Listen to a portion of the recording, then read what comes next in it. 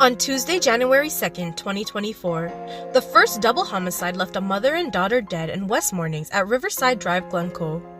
The deceased has been identified as 43-year-old Khalida Chamber and her 66-year-old mother, Carmelita De Leon, both of number 22 Shorelands Point Cumana.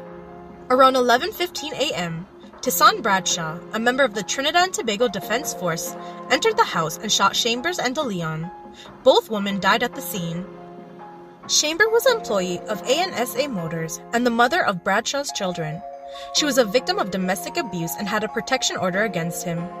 In the presence of police, he also made threats to kill the woman and did exactly that. The Defense Force personnel was charged last December and granted bail for breach of protection order for assaulting Chamber. Bradshaw is a warrant officer too with the TTDF who managed the Komodo military camp.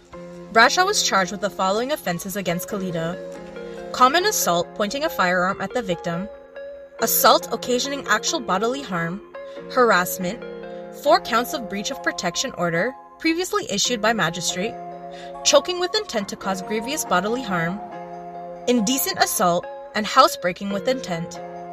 Justice of the Peace later granted $300,000 bail to Bradshaw, with conditions in order that he appeared before a remand magistrate on January 10th. The following conditions were attached to the bail granted by Bradshaw by J.P. Mohammed, who released him into military custody. He is to remain at the Camp Komodo under the supervision of a sergeant major. He is not to contact Khalida by phone, social media, or by a third party. He is to report daily to the Sergeant Major at Camp Komodo, and he is to be escorted to and from Camp Komodo by a senior officer if he must leave to attend business or personal issues. After bail was granted and accessed, some issues within the TTDF resulted in the JP amending the bail conditions. Court documents showed that the JP at the Maloney Police Station varied the bail as follows. Bradshaw was ordered to stay at an aunt's residence, his surety, in Dabadee.